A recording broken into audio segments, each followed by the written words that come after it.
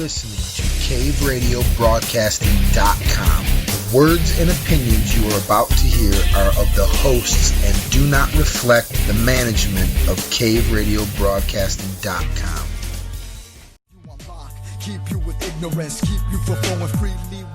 Good afternoon, and welcome to Down the Rabbit Hole. Today is Thursday, February 16th, year of our Lord, 2017. You are listening to a Gen Pop Media production.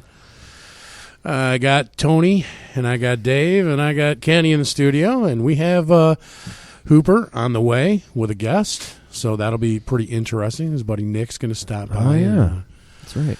Yeah, so he's doing a little special delivery, Hoops, today. Special being the key word. Well, I guess we'll find out. I haven't met Nick yet. Talking about Dave. Oh, Sorry.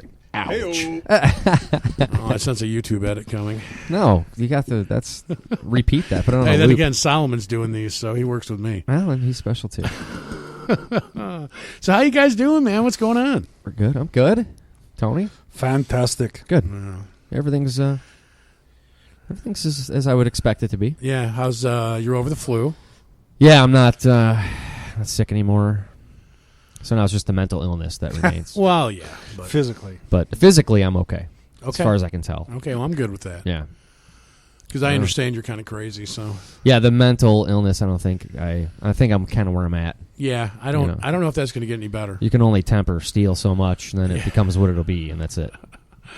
Nice. So, did you ever come up with a happy childhood memory? dude, I struggled. Didn't you? Isn't that sad? I was horrible. I'm sitting there going... The thing is, I didn't have a bad childhood. Okay, I'm not one of those people, oh, my childhood, I'm so affected. It was just a childhood. Yeah, it was fine. It was a childhood. Yeah.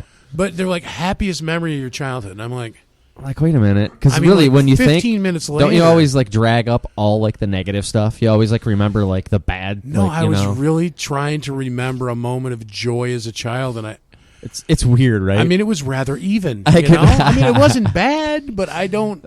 It was funny because, we should probably. We had this church dinner, right? Couples thing, and what they do. The last one I thought was better, but for me, because I'm critical of everything, and I'm cynical, so it tends to be kind of a bit corny. But I mean, it's good intention, right? So the exercise was take 5 or 6 minutes, and you and your wife tell each other a really, really good childhood memory and then a really, really bad childhood memory. And then, be joyful with them and be mournful with them. It's from Romans, the book of Romans. And it was fine. But what was funny is Grace and I are sitting there and we're both thinking of, trying to think of things, and we're laughing and stuff. And I look and people are crying. Grace and I are laughing, and I'm like, are we doing something wrong? Literally crying. Are we? Yeah, are we supposed to be because we're laughing and joking around. I look around people are crying right now. Should we be? Should I You were sitting by me, and I was struggling to come up with my happy memory. So I'm like, oh. It was interesting, but yeah, it took. I was sitting there going, Grace is like, you can't think of anything, and I'm like, I'm having a hard time. One of these things, and I'm like, that was awesome. I felt so much better that someone else was struggling with that. No, I couldn't. Bad stuff, I can write down. I could write. My wife had him. She nailed him. She's like, this and this. It's just funny. Yeah, but it wasn't just you, man. I hate when you're trying to tell stories about your childhood like that, and everyone looks at you like, oh my God, really? That really happened? You're like, we're like, yeah. But don't worry, I won't hurt you. Yeah, right. That's not good. That's not normal. It didn't happen to you. The guy in the van that didn't. I thought that happened to everybody. Alien abduction. That's not normal. Oh, yeah. So anyway. Yeah, I was just wondering if you ever came up with one, because I did. It took me forever. And I did remember one. It was very cool. But I mean, we had to do. It was 13 years in. We had to do some Freud stuff, man. I had to get that stuff out. I had to dig deep, man. I had to find something. But I kind of just came up with something so we could move on. Nice. I didn't even get to finish. I got interrupted. I kept getting cut off. It's funny. So anyway, that was that. spiritual warfare, man. I mean, That's what we're talking about? Yeah, you had a lot of good stuff on that. Well, that was what the text said when I sent it out. Yeah. Obviously, you're reading your text. I can, we can. No, it's a good topic, and I think we could talk about that for an awfully long time. That's a multiple show. Yeah, topic. absolutely. I mean, just touching on it, Dave and I kind of talked a little bit outside. For the listeners, what's a good definition of spiritual warfare? Well, a definition of it, I mean, you have to first kind of frame it, right? So the spiritual realm exists, right? And this is something scientifically proven. To get to a point where you know what spiritual warfare means, you have to kind of assume, whether you are convicted in it or not, that the spiritual realm is a real thing. And really, the spiritual warfare it's simple. I think it's good versus evil. It's the influences on everybody every day, whether you realize it or not, that influence your behavior, your actions, your reactions, your plans, what you do day in and day out, how you think. And it's a constant pulling one direction, pulling the other direction, pulling one direction, pulling the other direction, until you get to a point where you recognize what it is that's going on. Well, first you have to recognize the pattern. Yeah. That there is a pattern to these things. Right. And there is. There is Without a pattern. A doubt. There is a pattern to these things, and it can be outlined. And there's a lot of different. I don't know if you call it levels, really, but it's especially when a person gets to where they start becoming a believer in things spiritual, the Bible, God, Jesus Christ, these things. The influences from the spiritual world seem to escalate when you get to that point. I would agree. And actually that's warned about in the Bible, is if you once you accept and believe, the dark side's coming for you. You ain't kidding. And the attacks will commence. Now, something you may not notice. It could be as simple as losing your temper when you really shouldn't. Maybe you snap at your kid, or you and your wife get in arguments and you wonder why everything's falling apart. You just got to stay the course. I know what seems to happen. I mean, it happened a lot more until I became aware of it. That being said, it'll probably happen tomorrow.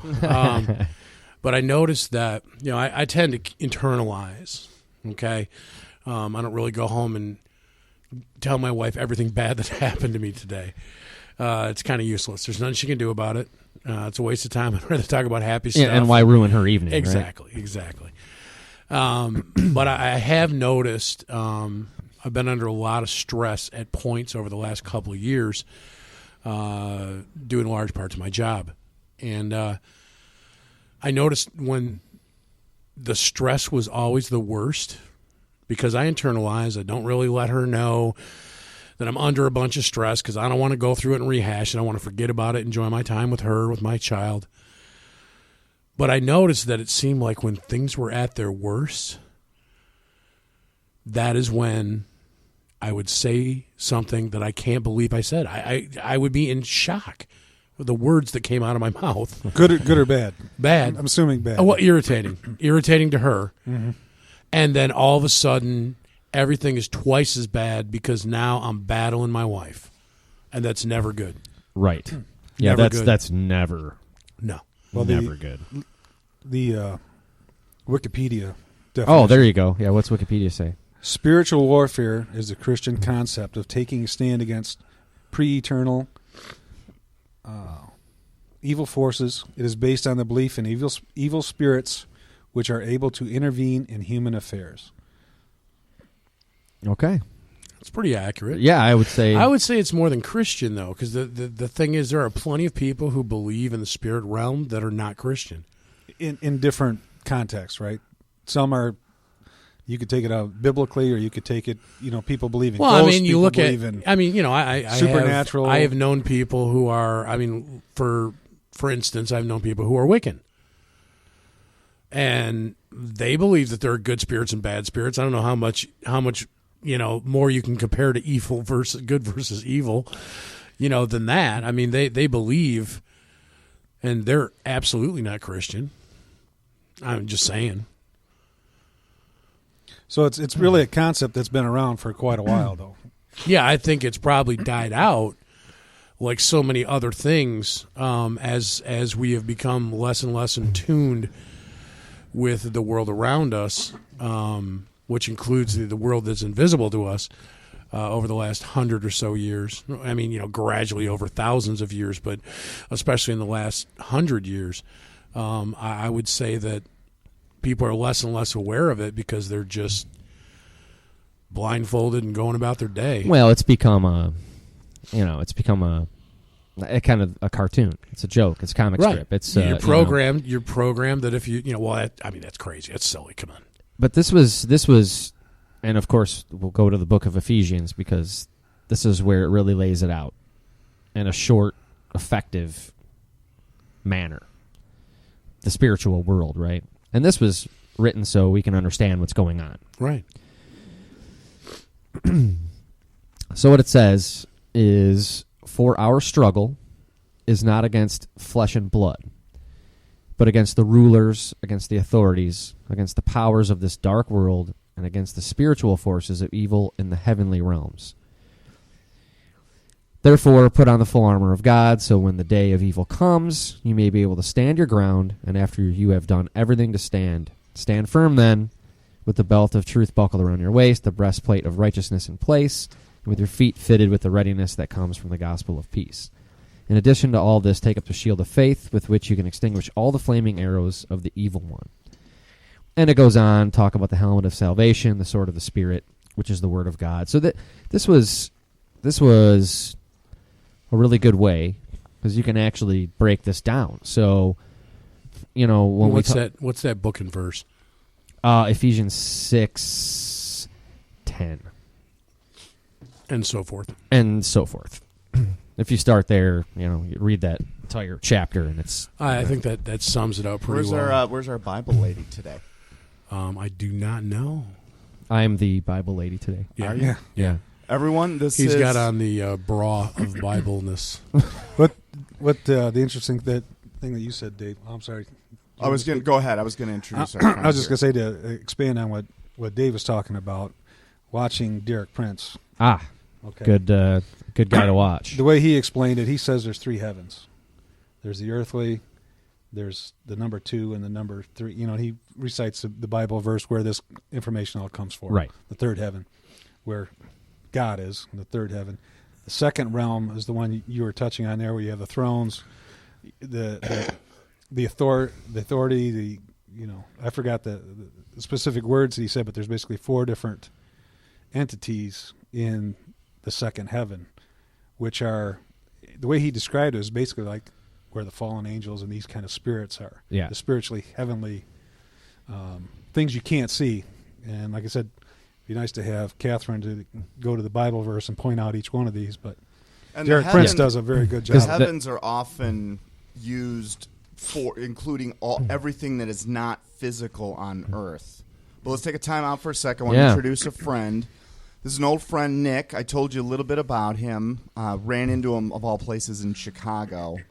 And we kind of started talking conspiracies, which is not the kind of thing you talk about at a kegger. And not if you want to make friends. Exactly, unless you do not want to get laid and you want to be by yourself that evening. But we started talking. At the end of the day, I told him, you're going to like this group because there's nothing that we don't talk about. So Howard, Nick Howard. Nick, how you doing, man? He's the quarterback of the show. Dave's got an engineering background. Tony, I don't know, do you have an engineering background? Yeah. You own a company that... Design and engineering, yes. Okay. Nick also has a mechanical background, and we were already talking about some stuff, but I don't want to interrupt your flow. Just wanted to have him say Well, Nick, hi. good to have you, man. Nice to meet you. Yeah, great, thank you. Yeah. Welcome to the show. Speak freely. Yeah. You're So let's- amongst friends. I actually just wanted to point out and give you the thumbs up on the three spheres of heaven, because not many people know that. So that's the first thing I heard walking in. I'm Yeah, like, that's straight out of the book. I'm like thumbs up on that one. So And I want to. Derek Prince is a great resource. Well, for anybody who hasn't, Derek Prince is one hasn't of looked him up on YouTube. the authorities of Yeah. the architecture, if you will, the hierarchy, the structure of these heavenly realms. Right. And I want to just do something real quick, because when you say heavenly realms, sometimes it doesn't really stick with people. They don't relate to that. They think, oh, what, you know. So just change the words. Just humor me and see if this has a different effect. So, and I'm just going to read the one verse, and I'm going to change the end. So, for our struggle is not against flesh and blood, but against the rulers, against the authorities, against the powers of this dark world, and against the spiritual forces of evil in other dimensions. Yeah, Okay? absolutely. Then you're like, oh, wait a minute. And I really do think that's what they're talking about. Absolutely, I agree. And I think I agree. when you look at what CERN is doing, you could say what they're doing is, I mean, they themselves say they're breaking into other dimensions, but as a you could go to them and say they're actually breaking into the heavenly realms. Exactly. And I think they are recreating what happened at the Tower of Babel. Maybe have already done it because, again, Well, you can kind of see what the aftermath, right? Well, the they said aftershock everybody is would get crazy, right? well, yeah. Well, that makes Do you think they sense when you talk about dimensions, they because you start prophesized talking Facebook? about scientific matters, and you start talking about CERN.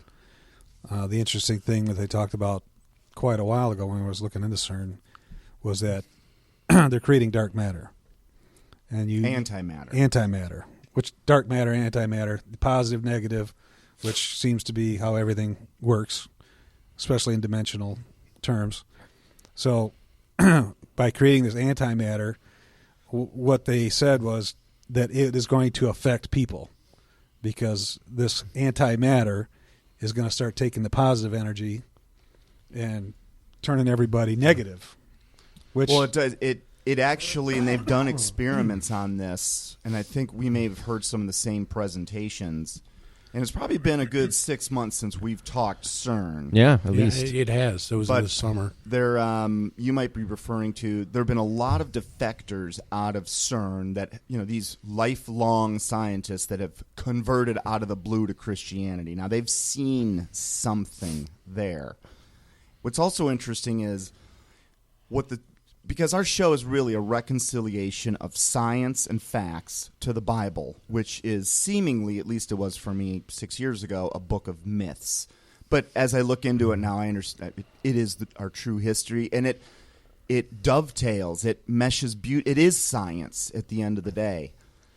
Nachmanides, an 11th century mathematician. Now, how the heck he figured this out by reading Genesis, I have no idea. But I do know that this was in ink 1,000 years ago. He said that there are 10 dimensions that are in all. And what's interesting is string theory today, which is a derivative of what we've discovered at CERN and have been working on, talks about how that there are 10 dimensions out there. And antimatter acts very differently than the matter you and I. It is sort of the balance to, and if you think about it, and I was working on the book this week on the scientific side of it, whether you're Stephen Hawking or Albert Einstein or Newton, Isaac Newton, the balance that exists throughout all of existence is so it's poetically so balanced that they came to the conclusion, not just by that fact alone, that there must be some sort of intelligent being above all of this that keeps it in balance. And that may be at the end of the day because we talked a little bit about what's Satan's motivation. Like why doesn't this guy just throw himself on the mercy of the court? He's read the end of the book. He knows what's going to happen. But if God's going to have a kingdom where there's truly choice, and maybe this was part of the reason that there was a fall, and this whole human experiment is a way to compensate there's a specific number that's in the book of Revelation that God's looking for. When the number of the saved is fulfilled, it's a specific number. When that happens, then essentially all hell's going to break loose. And this might be his way of replenishing his 1/3 of the angels that fell, that lost population, with the equivalent number of people that would be suited for his kingdom, that want him, have chosen him, have searched for him, that, I don't think he needs this sort of help. But in a lot of ways, if I'm the CEO of a business, and, we've got several CEOs here, Nick owns his own company as well, you want people, the better tested and trained and the more hurdles they have to jump to get to you. I mean, the candidate that shows up on your door knocking, Tony, every day, I want a job at Tony's company.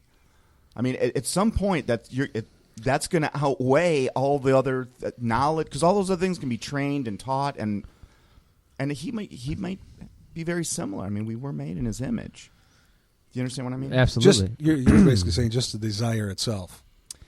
Well, showing interest and desire is a point. Well, it boils down to free will. Look, that's what makes humans unique, is free will. But he set this up so that we are not going to just fall prey to some light display in the sky. Look, the more you read, the Bible's written in code. It's filled with parables and allegories and metaphors.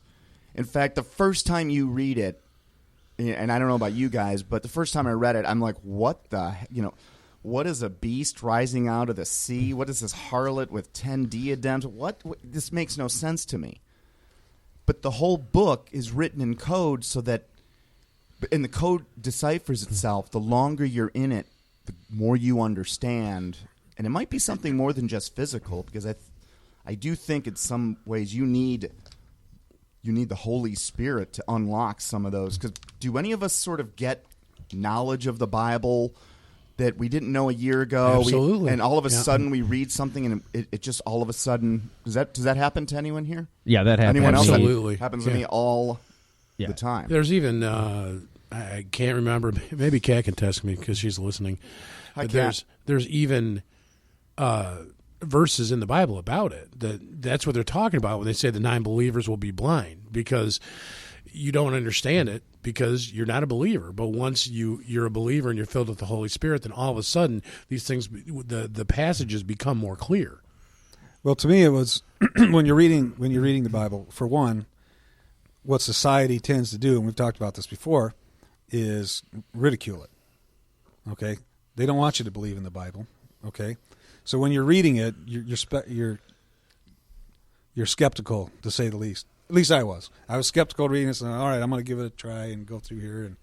And I don't understand this. This doesn't make any sense. Blah blah blah. But then you really have to want to get to an answer, and you have to open your mind and say, how logically does this work? And then you start talking about the things we're talking about here, the spiritual warfare, and the way that Derek Prince and other people lay this out. He says, when they created everything you see and the things seen and unseen, right? So the things unseen are what we don't really understand, because this is our world right here. We're looking at, I can touch this table, I can do these kind of things. It's hard for anyone to understand that there are things unseen. And we talked about that a little bit about even 70, visually, if there's different dimensions. You go back 70, 80 years, and what's funny is 2,000 years ago, written in ink, in which we've now found in the Nag Hammadi scrolls, the Dead Sea Scrolls, and it says, essentially the Bible says the building blocks of the world are in things that you can't see. Mm-hmm. Now that made total sense in a way throughout all of history up until the last 50, 60 years, and now knowledge is going to and fro, because now we've been able to see the atom, see below the atom, see the subatomic, all the way down to a Planck particle, which is the smallest particle possible. Theoretically, we should be able to keep slicing particles in half, which is what CERN is doing. But we found that there's a limit to how small it can get, and if you believe what Neil deGrasse Tyson and some other astronomers tell us, that the universe is expanding. Well, right there, you've got this is finite. And then a lot of these guys, scientists, particle physicists, nuclear physicists, and I'm not going to bore you with their underlying work, but reach a conclusion, which sounds so strange to us, that we're living in this holographic representation, a digital representation of reality. Well, it's a digital simulation, and scientifically that's actually completely accurate. And I was just talking to Tony about this. I started back reading on this subject again, and what I found which subject in the scientific theories that we are actually existing in a digital simulation, and the amount of mathematical models, scientific theories that have come out just since, like, say, 2009, 2010. There's literally dozens of these things now, to where they're literally stating the most recent is that the whole universe is actually a hologram. It is 3D encoded on a 2D surface, and it can be traced back to, well, the Big Bang, but... was it your example, because it was a really good one, talking about how we're in a 3D world, but essentially we're doing the equivalent of looking at a 2D photograph? Was that you that said Well, that? it was the way to understand kind of, if you assume, what the Bible refers to as heavenly realms as other dimensions, right? So we're going to assume that there's at least 4. Okay, we live in a 3D world, and there's a 4th dimension that we can't see, we can't access, we don't have the keys to that door yet. You're talking about time? The 4th dimension. Yeah, we can observe it, but we can't manipulate it. I think all you can really do is calculate that it exists. I don't think you can even really... The 4th dimension would be... I would just say, let's say for the sake of for conversation, that the 4th dimension actually sums up all the dimensions above our 3. Okay. So if we were 2D, then... and existing on a flat sheet of paper, if you were to stick your finger through that 2D world that we live in, I look at you, I see you like you see me, right? This is how we see each other in 3D. Well, if we were 2D and someone poked their finger through our dimension, that 2D piece of paper, all we would see would be a circle. We wouldn't see what's on the other side of it or what went through it. Right, and we actually might only see a curved line. It depending what is going through the right. So that's kind of a way to illustrate like how, when you start getting into the other dimensions, that's when things get kind of strange, because all of the things that are of God are outside of our limitation here, right? Time space continuum does not apply to him because he created it. I got a question for you guys, for all of you. Let's say there's a gun to your head. You have to answer right now.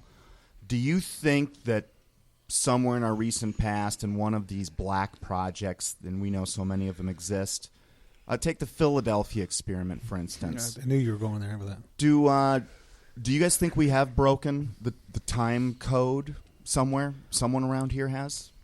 Well, they've done it. They've done it at the particle level. Well, right. Through quantum entanglement, yeah, we've broken the time barrier. And do you guys know, this is more for our listeners, than you guys understand what I mean by quantum entanglement? You get 2 particles, and again... Like the Philadelphia experiment where they melt particles together, you mean?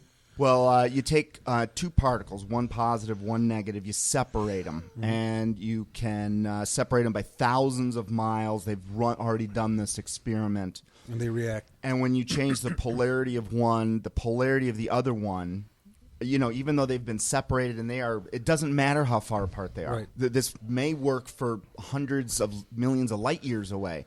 Instantaneously, faster than the speed of light, the polarity of the other one changes. They always remain in balance. So there is a communication system going on there that we obviously can't see. And moving at that sort of speed, if you understand Einstein's theory of relativity, we've probably all heard it in the version of, if your twin brothers, traveled near the speed of light and come back, he'll be 80, you'll be 20. Time slows down because there's no factor in for the time we consider that would normally pass as light moves from point A to point B. It's instantaneous. So it actually would have a different time if these things were, say, a clock as opposed to just a single particle. Hard to... Well, you can do this actually just right here on the planet. A clock that's at the top of Mount Everest actually will tick a bit slower than a clock that's at sea level. There's that much of a difference, and that's a gravity thing. Speaking of sea level and Mount Everest, one of the things I promised Nick today is we were going to do a little discussion about what is the shape of the Earth. I think it's a rhombus. Sorry, I just want to throw that out there. Well, the three, and this, and by the way, this is absolutely part of a spiritual warfare discussion, because at the end of the day, we're talking about, this is not a war of national borders. This is a war of your beliefs, and what you end up believing literally will determine your fate. That's why this might be important to any individual listener. And my personal theory is there's a real good chance that Copernicus was used like Darwin was used to convince the world that the framework of what we live in is different than what we all happen to believe. When I say all, most of us happen to believe, and this may be a setup for this coming big stage production that's going to be happening soon. Because even through the 1940s, believe it or not, through the 1940s, the shape of the Earth there was a massive debate about this.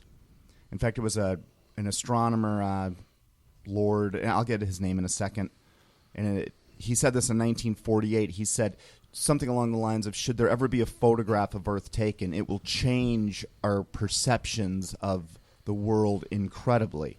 This was in the 1940s. That's why this Apollo 11 mission was such a big deal, because that quote-unquote proved it was round, even though today with technology we can see that the picture of the Earth that's in those pictures from the moon was actually overlaid onto that image that we all, with Neil Armstrong doing his thing. The three theories I've heard are, of course, that's round. That's the one that has been hammered home to us, and to even discuss this might put us in the crazy category with some people, but that's fine. It's an open-minded show. Yeah. Some people think it's flat, and I always make a joke, Neil deGrasse Tyson. Do we all know who he is? Yeah. You know who he is, Tony? I do. You know? Yeah, I know who he is. Okay. He says it is pear-shaped. So, and I think somewhere in there's the truth. But where do we all stand right now on this? And I know Nick has actually performed some experiments. Interesting. Which I want to hear about, involving gyroscopes. This is out of my realm. That indicate, and this was the funny, the chasm that we had to cross in Chicago, because he's like, Dave, I've got a conspiracy. It's too big. I just can't tell you. And I'm like, dude, there is nothing you're going to say that is going to surprise me. He's like, no, I can't tell you this one. You won't ever talk to me again. You'll think I'm crazy. Look, Clarence Thomas really put a pubic hair on the Coke. Okay? Exactly. Just to blow your mind. So we ended up getting to that point, and it was just part of an ongoing conversation. But where do we all sit today? Howard, where do you sit with this one? There's a gun to your head, and you had to make a decision right now. What is the shape of this thing? That's tough. That's tough, because flat Earth for me is kind of a non-issue. It doesn't matter? It doesn't matter. Okay, yeah. I mean, I would love to see it proven, because then all of the people who are using the round Earth theory there's flaws in the Bible, it would prove that. But there's no way, beyond a shadow of a doubt, that I can figure out what the shape of the Earth is. I have to rely on evidence from someone else. So I look at it kind of as a distraction. With that being said... That's a great way to put it. In a lot of ways, it is... It is. It's just a rabbit hole to go down. But you know, for some people, though, running their own experiments, and I've people done way smarter than me. Yeah. But that could actually lead some people at the end of the day to the truth of God, because they may wait a minute, if this thing's not, what else is, it can open up a dam. That is like, the Matrix, blue pill, red pill, in my mind. Because if you find out the earth is flat, there's no doubt that there's something going on to disprove the Bible. So that's the biggest reason for the earth to be round. If the earth was flat, then you would know that the Bible absolutely was real. Absolutely. There'd be no question. So pretty much to finish up my stance on it, I can say that I looked into it. This is something that we discussed off air several months ago when it was brought up. And what I can say is in the time I had to research, I can no more prove that the earth is round than I can that it is flat. Well, let me ask you this. 10 years ago, what was your certainty that it was round? I think it was a foregone conclusion. Yeah, I just accepted it. I accepted it. I just accepted it. Yeah. What's your percentage today, would you say? 50-50. Yeah, interesting. So, Nick, you've run tell us a little bit about some experiments you've run and some of the things you've observed. Nick is, I think, falling down the he may be all the way down already, but he's now wiping the muck off his eyes. But obviously, when you get to this point, you are very far down. Let me tell you, if you're running experiments about the flatness of the Earth, dude, you're using flashlights. You're so far down that hole. Yeah, exactly. He's got a hard. You got hat. lanterns, canaries, and cages. Right. Yeah, you're down there. So tell us a little about some of the stuff. Yeah, I think I fell down the rabbit hole a few years ago, and I think I'm kind of up on the surface, kind of trying to figure it all out. But I'm not going to say whether it's round or flat. I have my own decision. I mean, if anything, I would have to say, if someone put a gun to my head, I would have to say it's flat. There's some things that you can look at. Unfortunately, just like you said before, it has a lot to do with a person's perspective, a person's ability to see certain things. Like, for instance, we talked about 9/11 is one of the best examples. A lot of people who are architects knew 9/11 was false because they're architects. They just know, and you can't convince me of that because I'm not an architect. It's not good proof for me. So there's a few things to look at that I would definitely keep in mind on whether the Earth is round or flat. Okay, one are the obvious. These are subjective. Are the perspectives, and these are very subjective. I mean, look at the angles of the sun. The sun rays coming from the clouds. This would show you from just a human perspective where it would be. This is not proof. You're talking about like when I'm driving and I just see those sun rays and I come see down. Rays coming, and if I follow those lines, I'm looking at something that's probably a few thousand miles up, not 93 million. That's right. That's the vision. Okay, now, I've seen. Yeah. Now people, there's explanations for everything. Right. If the sun was a million miles away. So that's just something you can kind of put on the shelf. Most of the stuff you put on the shelf, but they do add up. Another thing, people say the Earth looks flat. Okay, but we can explain that away. And I'm sure you've covered the astronauts, bubbles coming up from the astronauts, and some of the things that look just obviously fake. Right, because there's so much fakery out of NASA. I mean, I just call them a glorified movie studio. Right. But why? I mean, why is there such... this is rhetorical. We don't need to answer this, but why are they faking all of this imagery? Why are they using the same backdrops for the moon and saying that they're different parts of the moon? Why are astronauts acting so strangely? Right. Why do they wear diapers and get in a car and drive from Texas to Florida? Really? Because they have a crush on another astronaut? There's just something strange going on. I need to hear more about that one because I know the story. She had a crush on somebody who was going to kill. It's something crazy, but it's that who knows what she was really trying to communicate, but I doubt she just went. I think she may have lost it because she finally realized something. Because most of the people in NASA, they themselves, they don't see that. They don't get it. Because we're all so compartmentalized. They're just working on their little particular math formula, and that's it.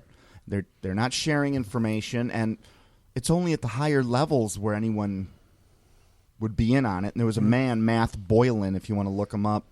He was asked to draw pictures of other planets that supposedly were being taken by our own satellites. And he's at a party, and these guys are getting drunk. He's with a bunch of coworkers.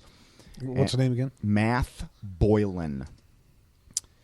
And to make a very long story short, he realized that these guys at NASA believe the Earth is actually flat, and he thought they were joking at first. He started doing his own investigation, came to discover it was true. All the pictures that he was drawing, that his team of designers, graphic designers were drawing, are the ones they show all over the internet. Hey, new picture of Mars rover XYZ. And he realized, oh my, this is all bullshit. This is, why are they lying? And then he came to the conclusion that this thing really is flat.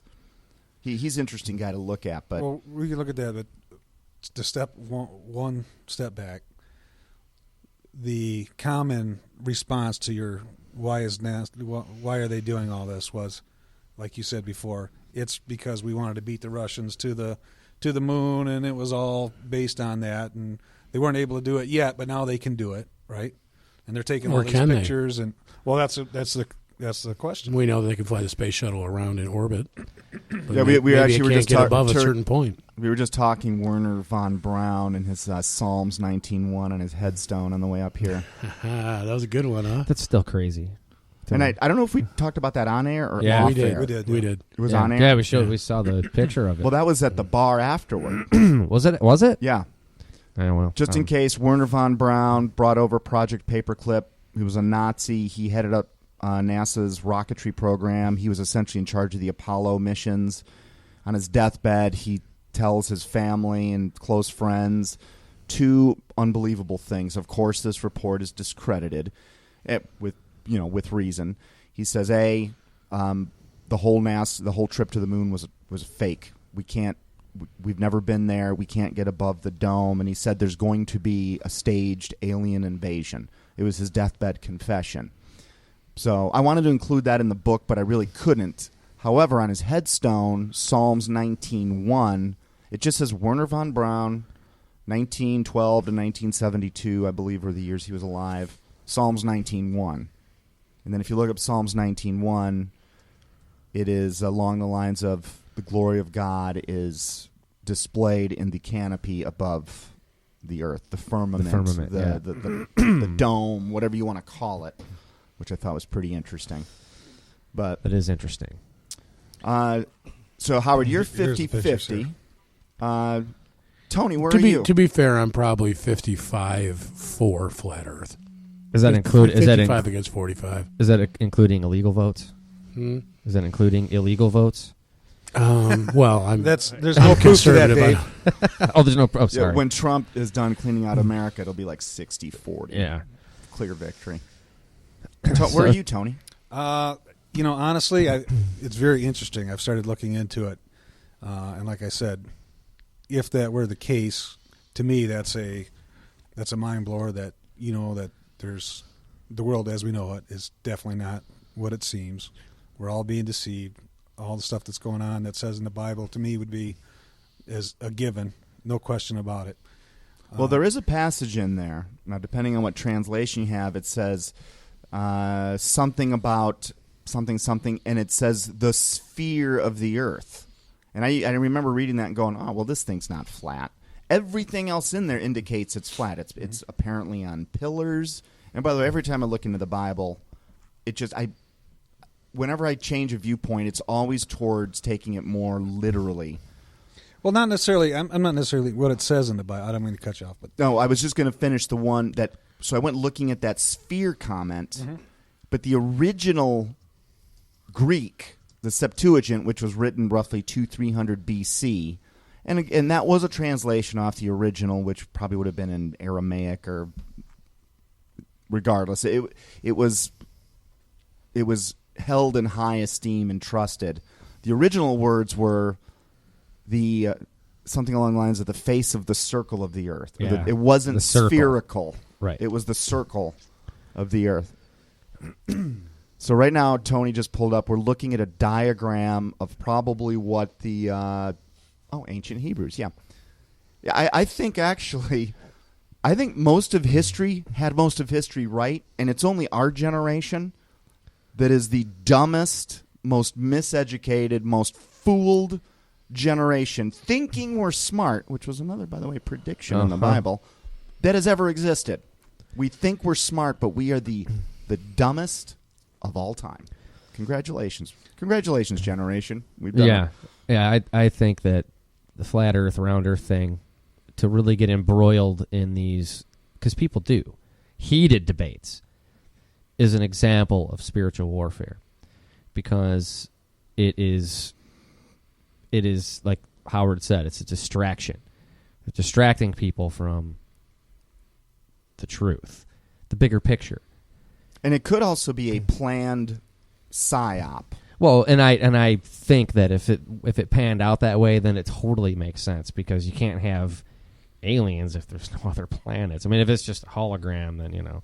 And even if at the end of the day it is round, you know, it would be very much like the bad guys to put this theory out there, knowing full well that, you know, the conspiracy community is going to pick up on it as nothing more than just a red herring to be able to later on go, see. Can I get a chance? Yeah, please. I want to just explain. Yeah, no, we're going to get important. Go for it. I won't take too long.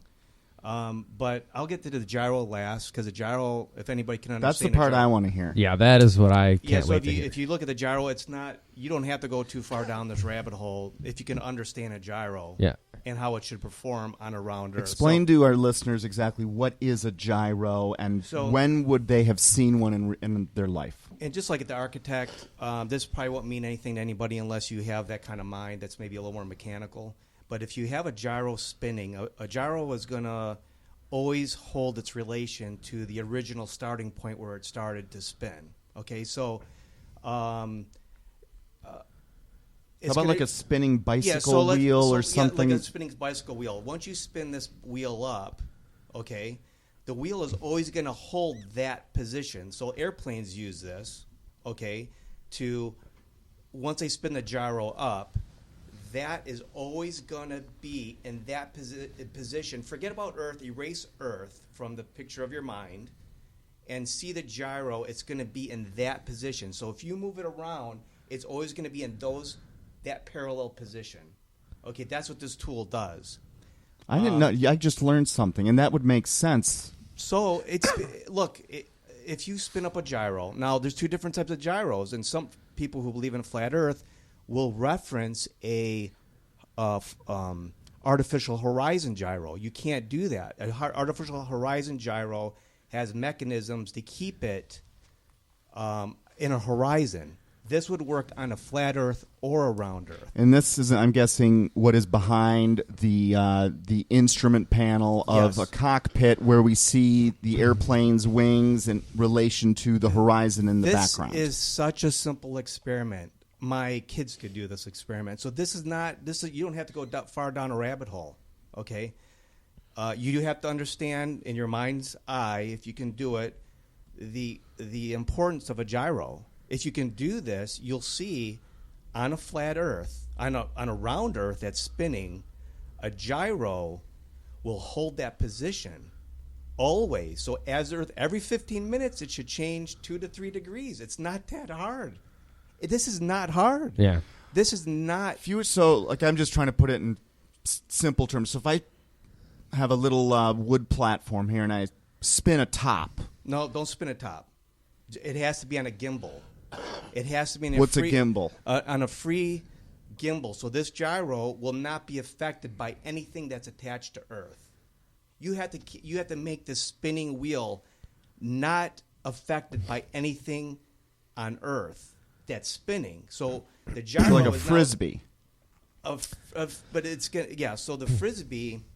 Forget the frisbee. Everyone when you were a kid, everyone has played with a gyroscope. The toy. Not everybody's played with a gyroscope. No, people don't understand a gyroscope. So if you not everybody has played with one of those. I thought there was like a common toy. I didn't. It'll balance on a string. It's miraculous. There used to be a little ball with an internal gyro in it that you could spin up in that ball. And then you can't. They actually use this for a physical therapy tool. Well, it's like it's almost like a wheel. If you take a motorcycle wheel, Right. you hold And it, you hold- hold right. it, you spin it, right? It's gonna want to stay in that plane. Exactly. So as the Earth rotates, which should be right around depending where you're at, 2 to 3 degrees every. Well, It's rotating about 1,000 miles an hour. So There's some every 15 serious minutes, movement every here. 15 minutes, you should see movement. Mm-hmm. Okay, I'm not saying the Earth is flat or round. I'm just saying on an Earth that's rotating, that's a simple experiment to show. Very simple experiment, and it doesn't do it. So, I mean, I'm not saying it's flat. I'm not saying it's round. But the gyro is not performing the way it should on a rotating Earth. That is the...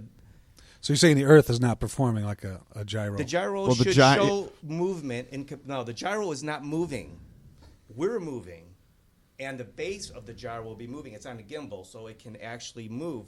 So we should see the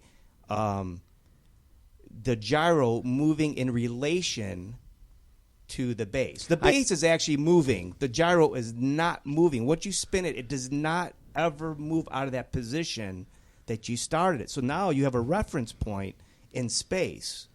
So the gyro is a reference point in space that's not moving. So we are moving. The base should move in reference to the gyro.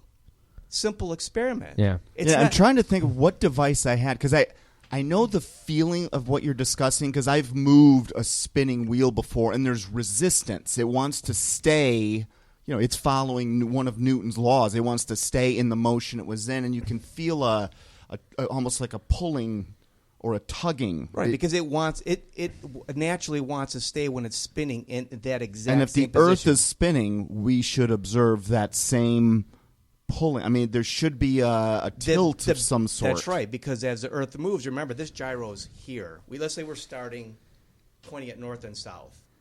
As it moves, the gyro stays like this, but we're moving. I mean, you have to think about this. Once you think about this and you see it, it's going to give you like an aha moment. Go ahead with your other ones. I want to say, and again, there's a lot of things that'll add up. Now, the other one is, let's go to the Bible, since this is interests you. The Bible says right here, then God said, "Let there be an expanse in the midst of the waters, and let it separate the waters from the waters." God made the expanse and separated the waters which were below the expanse from the waters, and which were above the expanse. Okay, this is another version. And I think that, Tony, is kind of reflected in that ancient diagram. Ancient illustration. Let me read another version of that. And God said, "Let there be a firmament in the middle of the waters, and let it divide the waters from the waters. And God made the firmament and divided the waters which were under the firmament from the waters which were above the firmament, and it was so. God called the firmament heaven." So that's what God says. I mean, if you're not Christian, this doesn't mean anything to you. If you're not mechanical, the gyro is the best evidence. It's almost a catch-22. Reading that makes you... That's one of the things I remember reading... Before I'm out of Genesis 1, I'm already saying, well, okay, this book's a bunch of I think what malarkey. Nick's missing in the explanation to those of us who are morons when it comes to gyroscopes is that the way it's set up, it's like 3 rings, You should and they're show, independent. It's like Ezekiel's wheel. Show them the and image you just basically had on your phone. there is a There you go. there's a pin. That's right. That's a gyro. That always remains north-south, no matter which way the rings See how or the the rings base or however they move. There's a pin in the middle that always remains north-south. It'll remain in whatever position you That's spin right. it in. Don't say north-south. He's Right. correct. But yes. Because the Earth is on an axis. Okay, I'm that's trying what, to simplify 23 it for degrees? me. It's not that simple. Okay, well, You want I'm, to see I'm a not an gyroscope in a engineer. movie? Go see the movie Contact. I make logos. It's fun. The movie Contact I like has a cheeseburgers. massive But gyroscope. You've ridden bicycles before. Yeah, You've ridden motorcycles. yeah. Okay, so you already have a real life experience with this physical phenomenon. The only reason you're able to ride a bicycle or a motorcycle is because of that law of physics. It's Actually, if you put a wheel on the ground, it's just going to fall over. If you get it spinning, it'll stay right. It actually gets very there's resistance. It's hard to get it to fall. You've got to put your weight into it. It's like the MotoGP style racing when they have the motorcycles racing when they're at high speeds. I always thought it was centrifugal force, but that's the wrong. You have to lean over. No, it actually is. It's actually angular momentum. So what ends up happening is when you have something spinning like that, a disc, the force created is, just imagine drawing a line through that disc, through the center of it, not through the rotational axis of it, but through the center of the disc itself. This is the direction of the force created by it spinning, and it's 360. So what ends up happening because of angular momentum is it creates what we call inertia, which is something's resistance to motion or momentum if you're in motion. If it's in motion, but you want to stay in motion. If you spin like that thing you showed where this thing's spinning upright, if you were to go push on it, it would resist that because of the inertia it has. So to get that thing to alter its position while it's spinning, you actually have to actually exceed the force of the inertia created by the spinning with the exertion of your force exerted on it has to exceed the inertia, and then it will move, but it will actually remain in the next position and spin and stay. So whatever orientation that thing starts spinning in, it should remain in that. Yeah, I finally position. understood. Yeah, the I result get what he's of saying. Nick's experiment on this. We've talked about it a couple times. I could not picture it in my head until just now. So that I get sense. it. And here's getting back to your biblical references. And God made the firmament and divided the waters which were under the firmament from the waters which were above the firmament, and it was so. That's from Genesis. And then the next one, he set the earth on its foundation so that it should never be moved, from Psalms. And here's what's funny. We were doing a show about a year ago, and this is out of, I think, what is that, Genesis 1? Literally the first chapter of the book. And this is how the domino effect of deception starts to F us up. One of the hosts, this was before Kenny's time, and I don't want to mention any names, it was one of the guys from Cave that were here, had discounted the possibility of a worldwide flood because where the heck would the water have come from in our round Earth? And I was trying to in code tell him, well, you've got assumptions here that may not even be true, because if there is waters above, then maybe that's why the sky does look blue, because water looks blue from the sky. There's water in the sky. Maybe at the end, maybe that's where. And it is one lie built on another to the point where if you finally get through the rabbit hole, you do sound like a raving lunatic.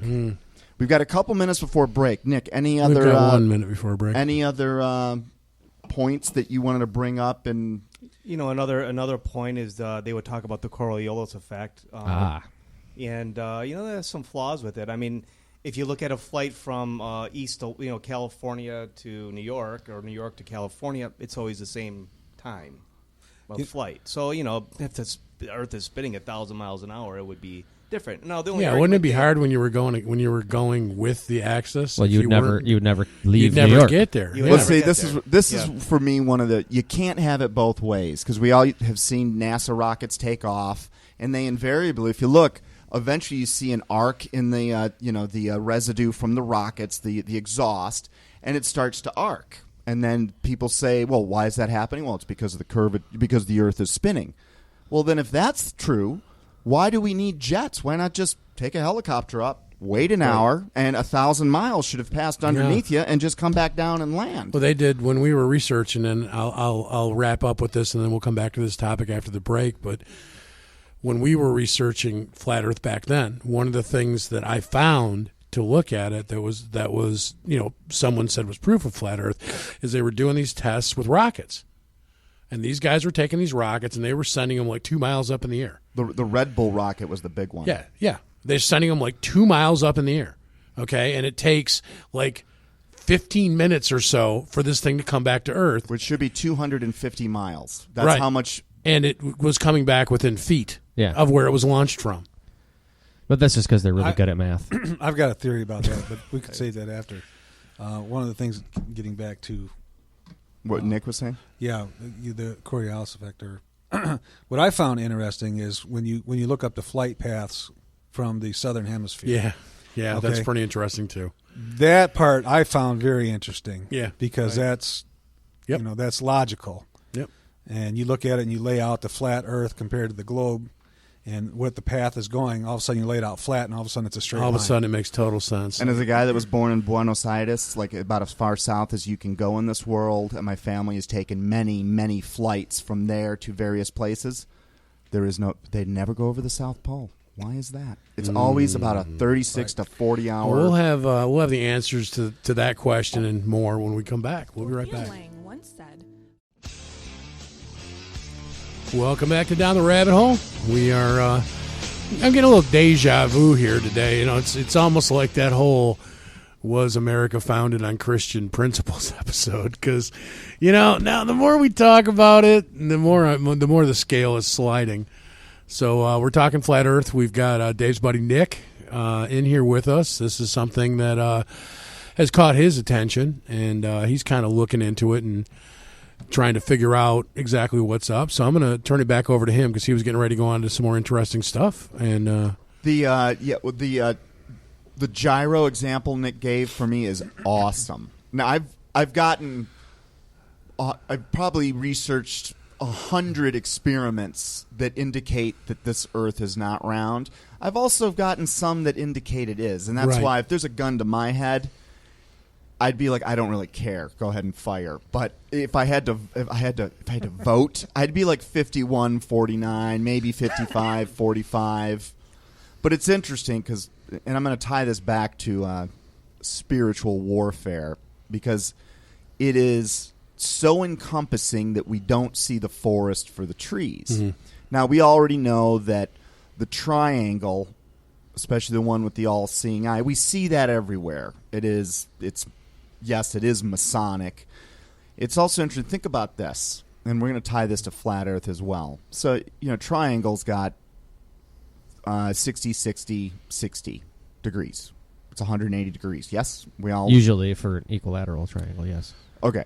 So you've got a 666 there. So it doesn't surprise me that a triangle is one of the symbols which came into play after the languages were changed at the Tower of Babel that the dark side uses. Now, what's also interesting is in the round Earth model, which is what we're taught in school. Do you guys know what the tilt of the Earth's axis is? 7 degrees. 23? It's 23.4. Okay. Now, subtract 23.4 from a 90-degree angle, and what do you get? 66.6. I think it's just another way our little imp buddy downstairs is kind of saying, I'm the one behind that theory. Interesting. Just a thought. Yeah, well, that's I like numbers. If you wanted to disprove the Bible, right, you would have to do it to where we are a planet and we're no different than any other planet out there, and there's all different life forms and all of that. There's no creator. Everything's this is a round chance. Ball that is a random chance. Throw thermodynamics right distance away and the from law. You got to throw entropy out. Do we all understand what the law of entropy is? Yes, I do. That is that it is now. They call this a law. Now, when something goes from theory to law, it means it's been proven and without exception. Should an exception occur? Was it in CNN? Yeah, exactly. So the law of entropy basically states we all observe the law of entropy every day. We clean up a room, and over time it gets messier. Things disorganize. Things fall apart. You're not going to leave your garage and come back in a million years, and there's not going to be a working Mercedes there all of a sudden, much less two working Mercedes that have the ability to procreate little Mercedeses. Now, that's, of course... Wouldn't that be Mercedes? Mercedes. Thank you. So, of course, evolution. And here again, before you're out of the fifth chapter of the Bible, if you are, believe in all the conventional things we've been taught, the book's already, it's done. And this is where I was for 40 years, where I'm just like, well, really, Adam and Eve created out of nothing. Come on, evolution. We all know evolution's real. But I went trying to disprove the Bible, because I'm like, I had reached this point where I'm like, there is nothing else that explains all of this going on, and the only source of information, and it's weird because this programming, lifelong, was now working on me. Through a million television shows, through offhand comments like the one that Tucker Carlson said the other day. I mean, they're as crazy as people that don't believe in evolution. Well, evolution is the theory, which by Darwin's own standards should be wiped out should have been wiped out in the 1900s, and it was for a lot of people. But certainly since the discovery of DNA and us mapping DNA, for me that is the coffin, the nail in the coffin to evolution. It is impossible. There are 15 billion lines of code in our DNA, and let's just say the Earth is 5 billion years old. That's the common belief in whatever. So you're talking about, you need 3 successful mutations per year from the beginning of time, organizing itself to create 15 billion lines of code, unless that code came. So you either have to believe that Microsoft Windows wrote itself, or someone wrote it. Yeah, and you would actually need 6 successful mutations. Because we'd need a male and a female. And they would have to be successful because they would have to procreate for the next mutations to take place. In our own lives. I mean, we've got 7 billion people on Earth now. We should have evolved last year. We should have. Right. I mean, odds are one of our children should have some great extra feature. An eye in the back of their head. Our DNA should at least be different. Well, it's not going to improve. But that's the whole point. Right. It doesn't organize upward. And I actually fought you a little bit on this, Dave, but you converted my thinking, which is we are degrading as a people. Like, I do believe we're weaker and dumber and, well, yes, less educated, but the natural physics of who we are, I do believe you converted me on that. Yeah, over time. I think it is degrading. And that's a popular theory going on right now. Well, not necessarily a theory, but a popular thing that's going around is that we are not as smart as our ancestors. We are not as strong as our ancestors. They were stronger than our best athletes of today. Well, you've on the astronomical, the macro side, the relativity side of science, the side that Einstein represents. You've got the Neil deGrasse Tysons. And you've got Stephen Hawking, who I think is really nothing more than a vegetable that really can't think. And, we've already talked about the guys in the Central Intelligence Agency who were behind his voice, and they're given scripts. And if you do the math, he can't even, to do the research on what he calls his theories, just getting his caretaker to go get a book off a shelf or getting to a website is going to take an hour, much less edits and rewrites. He's laughable. So you've got a few figureheads, the Neil deGrasse Tysons, the Michio Kakus, who, I've always viewed, wow, these guys are the geniuses of the world, but I've really changed my opinion. I think they sold their soul. And maybe they believe it themselves, but on the macro relative large side, you've got scientists in droves that are dropping out. It's very similar to, those 1991, all those astronomers were on their way. I believe it was Paris, France. Because this is not something one astronomer comes out and says on his own, because he's going to be laughed right out of his thing, out of his community. But he had gotten together a few dozen astronomers, and they were going to jointly make an announcement to the world that they said would change everything. Very cryptic. Now, we never got that announcement. Why? Because the cable car they were on, literally on the way to that conference, mysteriously fell and killed everyone that was on it. Again, I don't think there are any coincidences. I think that's just someone keeping someone quiet. So then you go, that's the large side. Then you go to the small side, which is the quantum side. This is the part that Stephen Hawking is the model of. And we've always been looking for that unification theory, which still does not exist, that ties the small to the large. So on the large side, you've got astronomers. Every year they're coming up with, we need more dark energy and more dark matter to explain what we're seeing in the sky. And on the small side, you've got, and they're converting to Christianity along the way. Like Einstein was a Christian. Isaac Newton was a Christian. And they were full-blown Christians. On the small side, the quantum side, you've got the exact same thing happening. Scientists that are taking their field to the nth degree are discovering, wait a minute, when you get down to its smallest parts, all of a sudden matter, particles lose locality there. And Dave, you that's if you mentioned it's the concept of infinite divisibility, where you can split something in half literally forever. What they've found out is this is not true. You get to the last slice and it loses locality, which to make it, I guess, a simple way is it becomes everywhere at the same time. It's everywhere and nowhere until it's observed. And only in that point in time does it exist.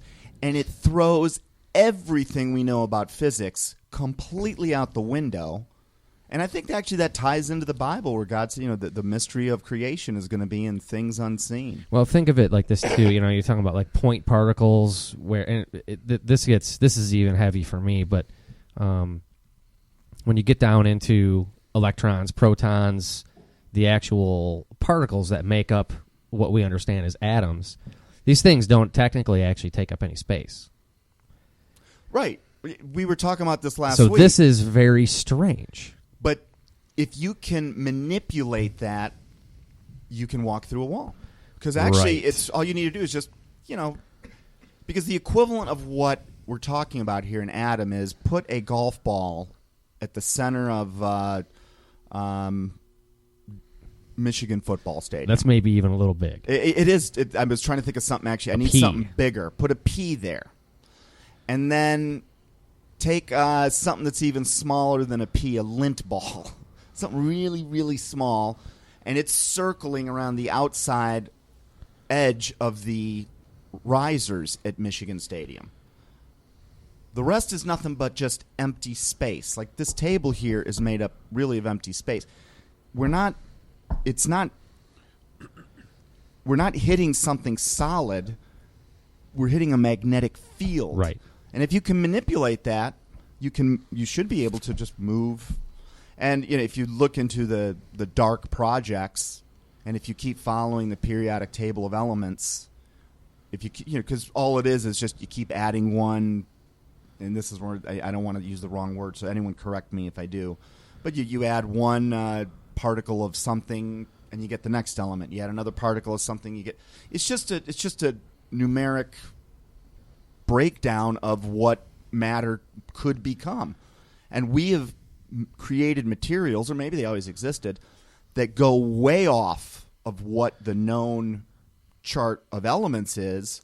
And these materials, when you're talking to the guys that defect out of places like Area 51, are that they have materials that you can throw it at a wall and it'll just go right through the wall and it'll appear on the other side. Because something inherent in the material allows it to basically just move through the space that really is. I mean, it's like our solar system. 99.9% of the matter is in the sun, and the other 0.1% is in these little things spinning around the sun, and the rest is empty space. And I suspect that's not so much gravity, but it's electromagnetism that keeps the planets in orbit. Just as the way that electromagnetism keeps a little proton or a neutron circling a nucleus. I mean, that would make sense to me, which is actually counter to some of the other theories we think, but there's something there. So the funny thing is on the large side, you've got all these people all of a sudden coming to realize, holy cow, the Bible's real. And then you got people on the small side, not just at CERN, but the number of geneticists, biologists that are converting to Christianity as they discover what actually it means for us to have mapped our DNA code. They're going, wait a minute, evolution didn't. This is not evolution. Yeah, this was created by a higher intelligence. A fair question to somebody who is an ardent supporter of evolution. A fair question would be, if your brain, your 3-pound brain, is just nothing more than a bunch of random chemicals that assembled itself over time, how can you even trust your own reasoning? It's a great question. It's a fair question. I don't trust your guys' reasoning. And you should not. I'm going to give credit to Chuck Missler on this one. Do you guys all know Chuck Missler? Of course, yeah. Nick, Well, not personally, but yeah, I know who he is. So lunch. Yeah. He broke it down beautifully. So back when we used to use the kind of discs that you put into a computer, you know, the little Floppy? floppy disk. You buy it off the shelf and you weigh it. And let's say it weighs an ounce, okay? Now you go and you load that disk with all sorts of information and you weigh it again. Has it gained any weight? No. All right. Now information, which is what DNA is, and he theorized or connected this to the eternity, the eternal state that our souls really are. And very possibly, you know, our soul, whatever exactly that is, but there's something there that's beyond our five senses, because we sense things that we don't pick up through five senses. I mean, ESP, et cetera, this is old news at this point. But information, his argument was, like that, is actually, since it has no mass, it's eternal, because there's nothing that can kill it. There's nothing that can break it unless the code writer does, which kind of is what the Bible says. You know, the guy that wrote the code, if you don't make the right choices, your code is going to essentially be deleted, eliminated. And it's a scary thought, but that's really what we just have. I mean, it's biological, but this is just a skin. Very possibly the same, skin, in quotes, that was given to Adam and Eve when they fell, which could explain why we now also understand that we're only using 5 or 6% of our DNA as active. What's the other 95% do? Yeah, and your brain, for that matter. That's another great point. We've all heard that. What percentage of our brains do we use? Yeah, 10. Sometimes I feel like I'm more in the 3 to 4%. But you well, and I know some people that are even lower than that. 10's on average. Right, it's an average.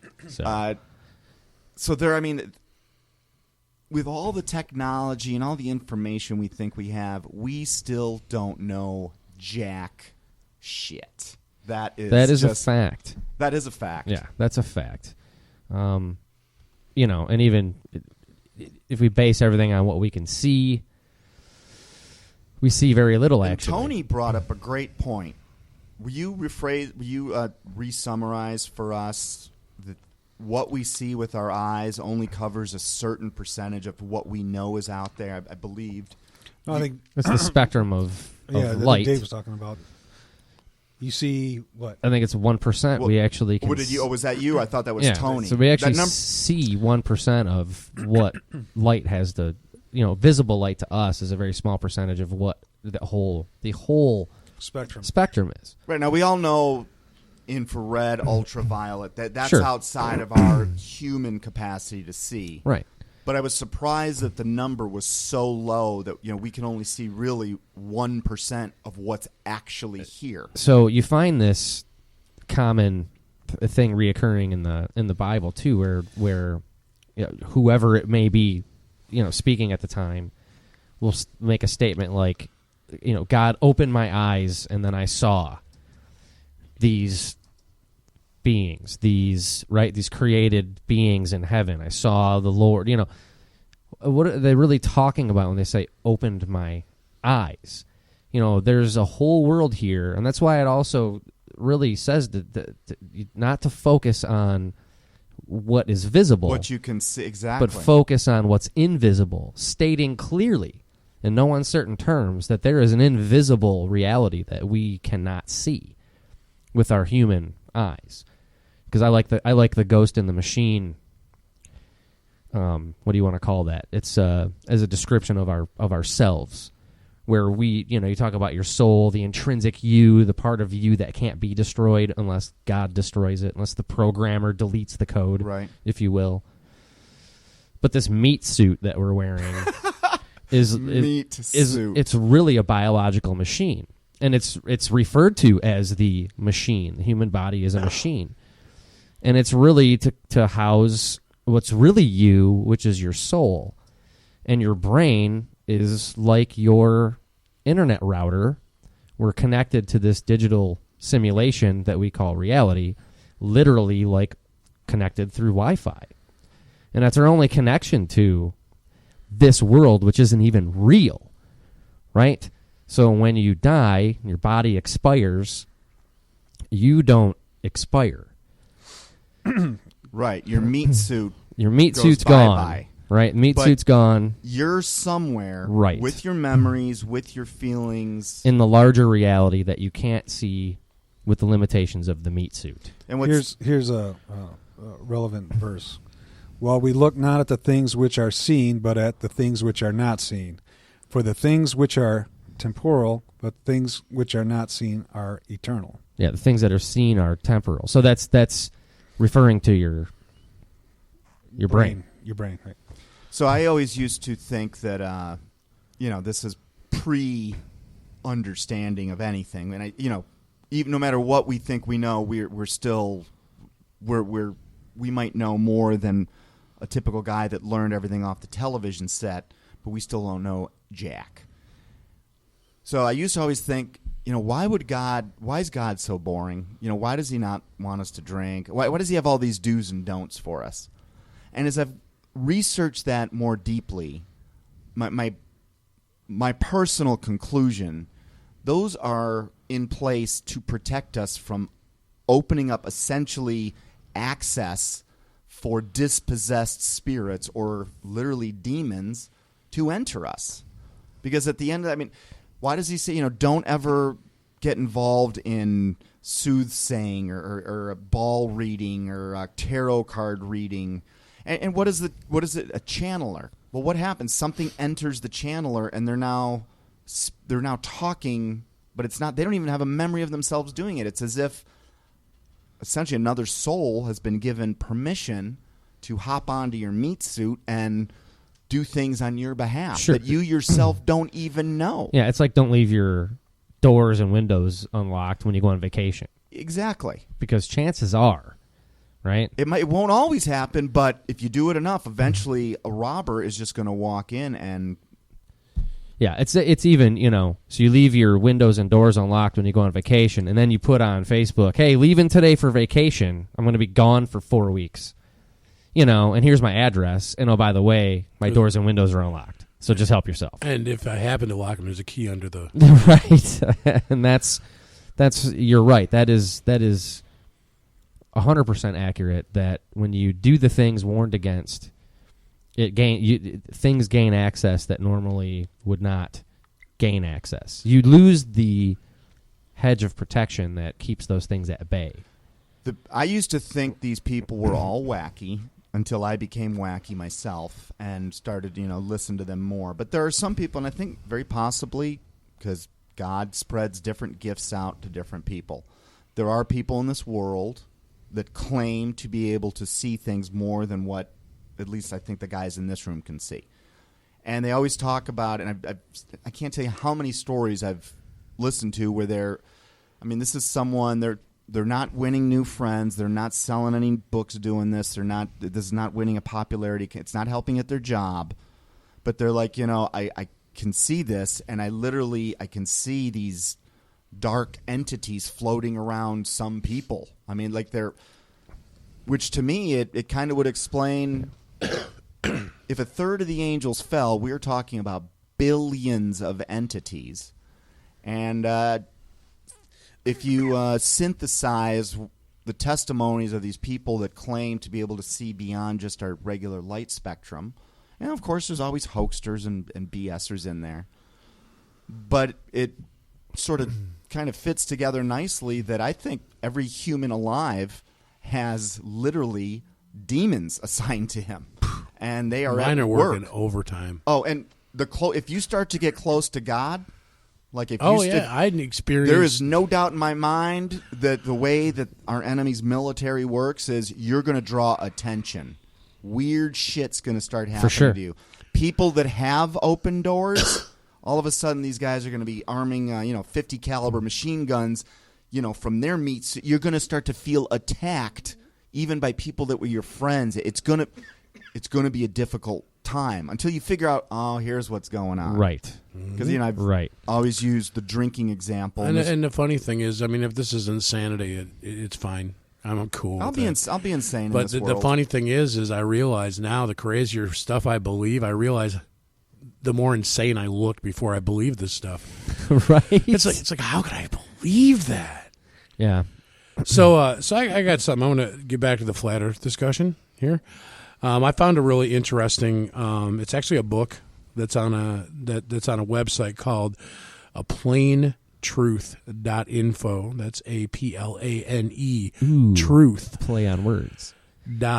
.info. And this is a book. I'll try and come up with it later while you guys talk about it. But basically, what it is this guy, this gentleman who's an astronomer. He goes back and he goes back to Copernicus to look at the heliocentric Earth theory. And what this guy does is you realize that astronomers quite often simply base their work on the work of their predecessors. Okay? Right, that's the dominoes we were talking about. It's one assumption's built on another, but if the first one's false, everything else that'll come out of it. And so basically everything that Copernicus used, there's a few generations between a Greek named Hippopotamus. No, it was not hippopotamus. Hipparchus. Hipparchus. Okay. And he is the one who came up with measuring distance by triangulation. Okay. But he didn't take into account the Earth's geography, and so his calculations are wildly off. It is found, hundreds of years later. Okay, but several great astronomers they took what Hipparchus said as gospel and then merely picked up where he left off. And there's 4 or 5 astronomers between Hipparchus and Copernicus who just accepted the work of Ptolemy, of Ptolemy and all the people before him as fact, and that's what he based his theories on. So what I would ask someone, just a simple matter of debate, what if their calculations were flawed? All this, it's like you said, it's a dominoes thing. We've got all this work, and the work may be sound, but if you go back to the very beginning and what you based your work upon is flawed, you're screwed. No, and what's the link again? It's Plain Truth. Planetruth.info. So now we think of the days of Copernicus and Galileo as ancient times. It wasn't a long time ago. I mean, my grandmother was born in the 1800s. Her mother was born in the early 1800s. Her mother was in the 1700s. We just go back a few generations. Not a long time here. And remember, people were killed for trying to discuss this at the time known as a blasphemous theory that the Earth was not the center. Galileo spent his last 14 years essentially under house arrest. Yeah. So you start, and I see it happening in a sense in our lifetime. I know my grandmother. She was born just after the theory of evolution was introduced, and she died after we had supposedly reached the moon. Now, the theory of evolution has absolutely, positively, beyond any shred of doubt, been debunked in scientific circles completely. But, of course, the people that own our media, that own CNN, they're the same ones that print our textbooks. And that theory is presented as fact from the minute you're a little kid. And the same media system that owns the textbooks, that owns CNN, they also own our children's cartoons, where, of course, every cartoon, for some reason, brings dinosaurs into all the the picture. time. Why? I mean, I think we know why. So if you go back, you don't really need to go back very far to see where the first degree where we start to get away from the real truth, because Satan's a great little deceiver, and he starts to do it a few degrees at a time. Flash forward a few generations, and now what's black is white. The person that thinks the earth might be flat is a lunatic. Yet this is everyone's now new religion, because it's not really based on science. And it was up through, and I'm going to tie together what I had said about, it was Sir Frederick Hoyle. Now, this debate about the shape of the earth literally raged, kind of like evolution and creation still is raging. Evolution's been winning for the last 30, 40 years, but in the last 5 to 10, I've noticed like there's been some pushback here. So, and Fred Hoyle, so you guys, in case you guys know, the most famous astronomer of all time that we know of would be, come on, guys. Hubble? No. Of our time. Of our time? Oh, I don't know. This is Einstein, right? Oh, okay. Oh, He was an astronomer? yeah, I didn't. That's what he consider him did? An astronomer. But I thought he was a dishwasher at Nicknose. I thought he was a hairdresser. he was a patent clerk, So, which is true. he was. That's Yeah. actually, and that's where he observed that the same patents that the Americans were using to fight a war were also being given to our enemies. And he actually, I think, started to put together the picture that there's something above us with a different agenda that likes to keep us in wars with each other. But I don't want to get off the subject. So Sir Fred Hoyle, going to read a little passage from the 401 book that's coming out soon. Sir Fred Hoyle, perhaps the most important astronomer of this century, next to Albert Einstein, in 1948, all right, this is my dad's lifetime. This is after World War II, discussed the implications should we attain a photograph of the Earth, because this debate about the size of it was raging. We'd only now been flying for 40 or so years and had not been able to get high enough to prove anything one way or the other. While spending most of his career at the Institute of Astronomy at Cambridge, he's the one that coined the term Big Bang. And I actually would hazard a guess that Sir Frederick Hoyle, I have no idea, I have not researched this, but it would not surprise me if we were to find out that he were a high-degreed Mason. Because typically the big deceivers out there, the astronauts, the presidents, Darwin, they were 32nd, 33rd degree Masons. I think fully sold, sold out, and used as part of a 100,000-year ongoing deception that's building up to a particular conclusion. So he's the guy that came up with the Big Bang theory. Although he came up with the term, but I'm going to correct myself a little bit, because he rejected the plausibility of it. Right. Because nothing explodes and becomes everything, and don't get me started on that. So So he rejected the Big Bang Theory and turned his back on Cambridge. is that what? Thank Yeah, you. he did. Okay. All right. So I'll bet you that is actually. I take back what I said. And denied the Nobel Prize. All right. I think this is a guy that So we he may can't- actually see him in heaven. Anyway, he wrote this in 1948, and this appeared in the New Scientist in an article titled "Earth Flyby," Volume 94, page 430. He wrote, once a photograph of the Earth taken from outside is available, once the sheer isolation of the Earth becomes plain, a new idea as powerful as any in history will be let loose. Didn't he promote the idea of panspermia? What's panspermia again? The theory that we were seeded by some other alien, DNA and volcanoes kind of thing. I don't know. That's a good question. I think he did.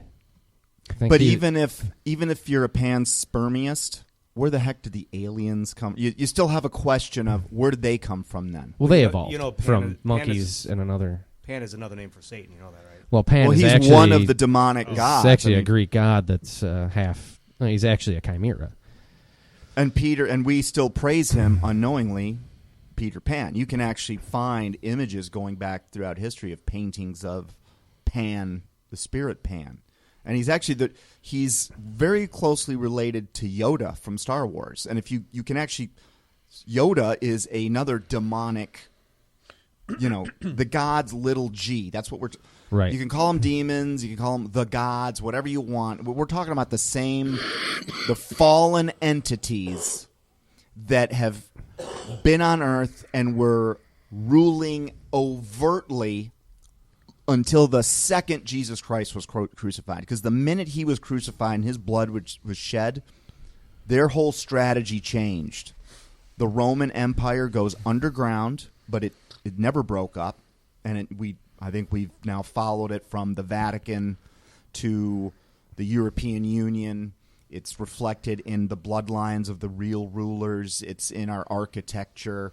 And it was also another prediction that this fourth and final kingdom will never, it will be the last kingdom. From it will come the Antichrist. So everyone's expecting him to come out of the European Union. But the empire, it also had an eastern portion too. So it's very possible that the reference to the Assyrian, that some say is one of the labels, it is one of the labels of the Antichrist, could it still come out of the Roman Empire, even though he's coming out of the Middle East. And this Roman Empire, it goes, essentially the Bible says it's going to go quiet. For 2,000 years, it's going to go hidden. No more are they going to be doing the public sacrifices that all the demonic kingdoms of history have done, from the Aztecs to the Egyptians. We're chopping your head off, we're sacrificing kids in public. No more are they going to be publicly putting their children on the burning hands of Moloch. And God said that will continue right up to this day. And do a little math, folks.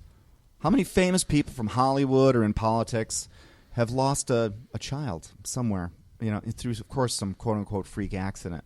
I think child sacrifice is still going on. We sort of know it is. Well, have you heard all the different stories right now about all the child, I don't want to say pornography, child sex trafficking rings that they've broken up recently? And they're not even 500,000, and this came from Catherine on one of our shows, 500,000, 480,000 children per month. Well, it's Howard found this information. It's roughly 500,000 reports a year in the U.S. of missing children. In the U.S., 6 million a year. You guys, do you know how staggering that is? Well, it's 500,000, but that also includes per year. So that that also includes. Maybe you can find that out, Tony. That includes, though, runaways and repeat reports, but they estimate that somewhere around 250,000 actually are disappeared, for real missing. And we ended up doing some fast math. It's literally a classroom of kids per state per day. Right. But yet we hear nothing about this. No, but we're going to see cat videos and diet shows all over the news. Yeah, where are these children? And we're not going to be talking about this. Ted Gunderson, who was with the FBI, he headed up for a while the Dallas office, then the Los Angeles office. This guy had 700 agents under him. He was being considered to replace J. Edgar Hoover. He put it together. He's like, wait a minute. Why the satanic sacrifice? Why aren't we ever talking about all these satanic crimes? All of these murder scenes are satanic. I mean, yes, a couple famous ones like Charles Manson are made to look like the crazy aberrations, but that is the norm. That happens more than you could ever shake a stick at. And this is where Russ Disdar's work as a police chaplain also put it together, that behind the scenes, just almost every time we hear of some murder where some dude kills all of his children and then kills himself, What they never report, and what the police are taught not to report, are any of the satanic symbols they find. Yeah, the pentagram carved in the guy's back. We won't talk about. We don't want that. to scare the public, right? So everything has to be a crazy person. But there is another agenda at work, as we know, and I think the Bible tells us that this is going to be going on in the last days, as it always has been, and in the last days, this same empire, and I've followed the bloodlines that the emperors of Rome became the popes of the Vatican, the descendants of the popes became the dukes, the queens, the duchesses, the whatever princes of essentially almost the whole world, and the ones that were not part of the Roman system. And America is part of the. I mean, we're the daughter of England, and who were the ones that were not part of the Roman system? The Chinese, the Asians, the North Koreans. You start to find out, holy cow, that's who we've been fighting all our wars against, so we can get our demonic central bank placed into their country. One of the quotes in this book is, "There's two ways to enslave," and I'm not going to look it up right now, but it's along the lines of, "There's two ways to enslave a people. One is by the sword, and the other is by debt." And our enemy uses both. Yeah, that's a extra insidious one. Because everyone kind of blames themselves for it. Well, and sometimes we're put in debt even when we didn't actually borrow the money. Roughly thus enslaved. Roughly 800,000 children reported missing each year. Is that what you're? Yeah, that's the one. Yep. All right, so my number was off. Nonetheless, that's $1 million a up. year. 2,000 I got a bunch per of day. different numbers. It was the Center for Missing and Exploited That's Children. where this- Is that where it is now? Yeah, but then it's up 300,000 from last summer. Then yeah. For 'Cause it was anyone, half a million. anyone that has half a brain. Now, I've been alive almost 50 years. I'm sure that number hasn't been 800,000 studied, but just follow me here. Indulge me. This is rough. So we're talking 800,000 a year for 50 years. That's 40 million missing people that are around somewhere. That is more than, that's got to be what, 12 to 15% of the U.S. population. That means that that's more than abortion, right? No, abortion No. actually has surpassed that. 5 minutes. Really? Only since the 70s. Yeah, and there's our child. Approaching 60 million. Government-sanctioned child Total. Sacrifice. Do about 300,000 a That's year. been talked about for these stories. Okay, let's go back to the tin hat. We're wearing our tin hats, right? We're conspiracy theorists based on what they put out there, right? But all these stories, we talked about the Clinton Foundation, right? All these things that go on, there's always smoke that goes on for years and years and years, Yeah. right? And then it takes so long, and then finally you'll figure out, oh, there was something going on there. And you're like, well, yeah, that's been talked about for years. This missing children and sacrifice and all this stuff has been going on. You go back to David Icke out of England. He's Right. been talking about this for years. He's been talking about the upper echelon in Britain and Europe, that they're all Satanists and child abusers, and it goes up to the White House. You've studied the Franklin conspiracy. Yeah. You've talked about different things. All this smoke has been going on for years. You go on Facebook. I just showed my daughter on Facebook, locally missing girls. Okay, within the last 2 weeks I've been paying attention, there's just been post after post after post, and I'm like, wow, this is, now it's starting to, like all things, it's starting to get to the surface, right? And all these arrests that are going on. Who they just arrest? The funny thing Penn is, State, the what's his thing name's I son find now? funny though is think about it. Sandusky. I mean, what's Sandusky's son got arrested? what's the government equivalent of the National Emergency Broadcast System? It's an Amber Alert. I get 5 a year. Yeah, every once in a while my phone will blow up and it'll be Yeah, I Amber got- Alert. middle of the night I get usually. 5 a year. Yeah, But there's 800,000 kids missing a year. right. I think it's part of. Yeah. I think 2,000 a day. it's roughly. part of a deception mechanism. 2,000 to a make day, us, 50 To states. make us think they're on to it. make us think our guys are on it. They're taking. If this were a real problem, we would know. And all the ones you see, oddly enough, are usually from a broken marriage where Always. one of the parents grabs the kid. And there's a trailer involved somewhere. That's always the embryo. Always Well, a Russ trailer. Dizdar, his point was that you will be able to follow in the lineage of the kid somewhere where either the mother or the grandmother did something to essentially allow, basically, whether it's in the form of some contract in blood or did something to open herself or that family up to involvement by these dark, and they're generational, and the demons stay with you, and at some point they manifest. There's something about the blood that we don't. Just a few things to ponder.